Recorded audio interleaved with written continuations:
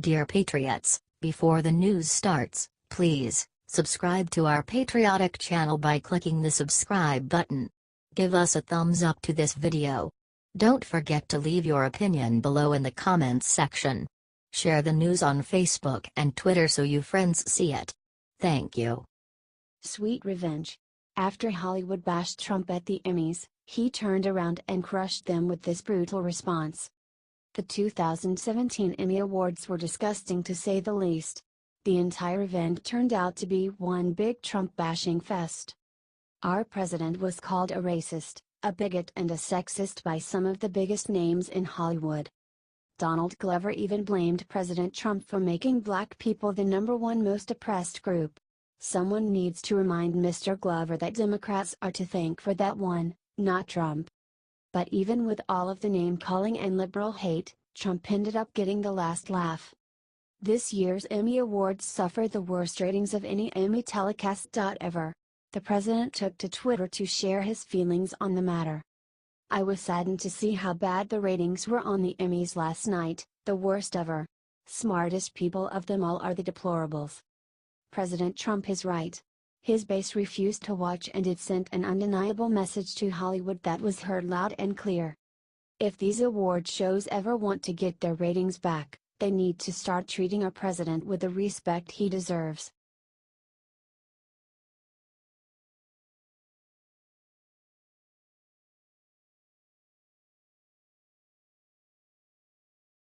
Trump did something insane to save a country from Saudi Arabia and nobody said a word. It's clear to everyone at this point that President Donald Trump is absolutely hated by the media. So much so, apparently, that he went and saved an entire country and we're just now finding out. In case y'all were unaware of this, not that long ago Saudi Arabia and the UAE were blaming all the recent terror attacks on Qatar. It actually got so bad that they were gonna do a joint military campaign to take out the Qatari government. That's when Trump stepped in. The president got the two countries to agree to withhold any major military actions, saying it will cause a border crisis with all the newly homeless families. The one condition is he himself would negotiate the terms. And yesterday what did he do? Trump met with the Emir of Qatar, Sheikh Tamim bin Hamad Al Thani, on Tuesday, where he said, "It's my great honor to be with the Emir of Qatar. We've been friends a long time. People don't realize that. We've known each other for a long time. And we are right now in a situation where we're trying to solve a problem in the Middle East, and I think we'll get it solved. I have a very strong feeling that it will be solved pretty quickly. But we're talking also trade and many other things." That sounds great. However, Saudi Arabia immediately said the situation was not solved and the war was still coming. The question now is, which one is bluffing? If you think you have figured it out, leave an answer in the comments and help us get this shared as quickly as possible. President Trump is actually negotiating peace in the Middle East.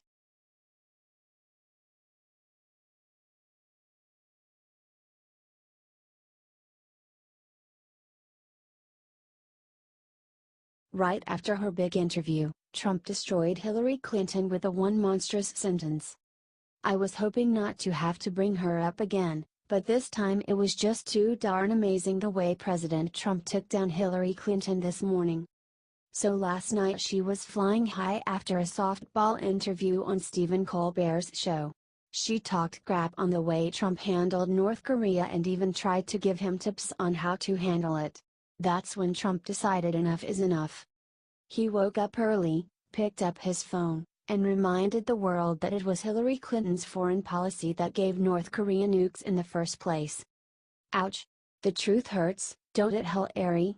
All of America think you should go crawl back into that dungeon you came from and not come back in public or political life, ever. The president clearly wants to humiliate her back to where she came from, so help him by sharing this everywhere.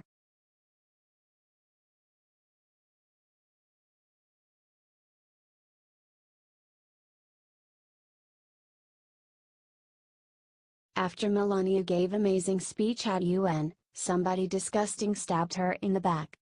Liberals are disgusting. First Lady Melania Trump gave a beautiful speech at the UN on Wednesday. Melania called for people to protect the children. No child should ever feel hungry, stalked, frightened, terrorized, bullied, isolated or afraid, with nowhere to turn. We need to step up, come together, and ensure that our children's future is bright, Melania said at a luncheon in New York. Liberals immediately attacked her for President Trump's bullying, mainly referring to internet memes he posts. Liberals then immediately attacked Melania Trump for the bullying that they think Trump does. The left has no sense of humor anymore. It is awful. Share this if you support our First Lady and aren't ashamed. We have to fight back against the wickedness in this world perpetrated on children. It's funny to see liberals perpetrate wickedness on Melania's child literally after she spoke about it. Keep fighting, y'all.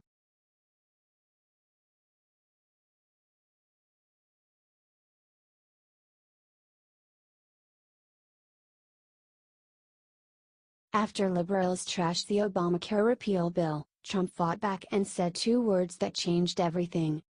For the last few days, a new Obamacare repeal bill has been picking up steam around the Senate. It looks so promising, in fact, that liberals have been relentless on attacking it. They keep claiming that it will force people with pre-existing conditions off their insurance and kill them as a result. Except for one problem. They are dead wrong. Now President Trump has shown up himself to fight back. Tonight Trump announced to the world that the bill does protect people with pre-existing conditions or else he would not sign it.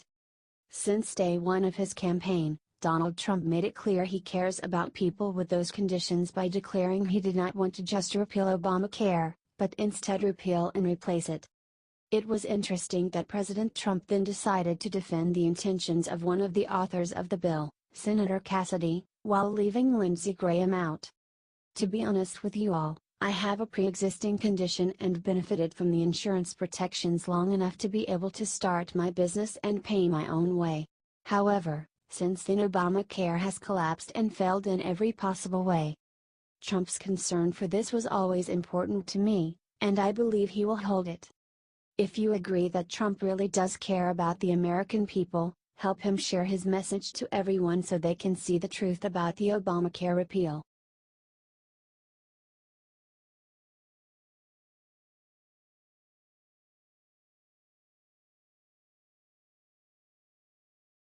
After Trump's UN address, Clinton has schizophrenic meltdown on live TV. Hillary Clinton won't go away, and now we know why. In her head, she's still pretending she's president. During an interview on The Late Show with Stephen Colbert, Clinton was asked whether she saw Donald Trump's spectacular address to the UN. She claimed that she had. Then it got weird. Clinton suddenly began to her own UN address to the Colbert audience. We view this as dangerous to our allies, to the region, and even to our country. We call on all nations to work with us to try to end the threat posed by Kim Jong-un, Clinton began. We will not tolerate any attacks on our friends or ourselves, but you should lead with diplomacy. You should lead with the commitment to try to avoid conflict however you can. This poor, confused woman. She can't accept that she lost, so she's planning fake addresses to the United Nations and giving them on late-night TV. How sad. Share and comment go away. So that Clinton finally realizes that no one cares. She's not president, she needs to sulk away like the many losers before her.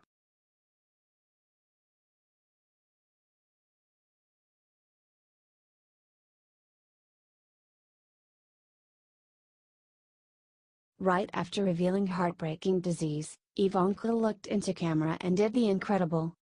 Ivanka Trump has dealt with many challenges through the campaign trail, the election, and living as an integral part of the first family. Include her responsibilities as a loving wife and mother of 3, and it's hard not to be impressed that she's been able to keep such a pace. Unfortunately, many of the world's most stable and healthy women lose the fight against postpartum depression. The first daughter, who's married to Jared Kushner, explained the debilitating disorder left her feeling like she was letting everyone down. During a taping of the Dr. Oz show, Ivanka revealed that she had suffered postpartum with each of her 3 children, Arabella, 6, Joseph, 3, and Theodore, 18 months. It was a very challenging emotional time for me. Unsurprisingly, the most difficult symptom for Ivanka to handle was feeling useless. I felt like I was not living up to my potential as a parent, or as an entrepreneur, or as an executive, she told Dr. Oz. I had such easy pregnancies that in some ways the juxtaposition hit me even harder. But what Ivanka did next stunned the viewers and even Dr. Oz. The first daughter sent a message of hope to all women in the world who have been afflicted by this horrible disorder. It's incredibly important, and look, I consider myself a very hard-charging person, Trump said. I am ambitious, I'm passionate, I'm driven, but this is something that affects parents all over the country. She's not kidding, either. Postpartum depression affects 1 in every 8 women, with oftentimes severely devastating symptoms. The unbelievable thing is how Ivanka could continue to be such a high-energy person with so much sadness and exhaustion. But we haven't seen different from any member of the first family, and President Trump continues to showcase a different level of energy in the White House. Most importantly, however, is the level of selflessness from Ivanka Trump. She had no reason to air her personal issues with the world, but did so in an attempt to educate and support. These are the real problems that face real Americans daily, and I for one stand up and applaud Mrs. Trump for speaking out for those who can't. Are you proud of Ivanka? Tell us what you think and then share this beautiful message with the world. Sources: Fortune.com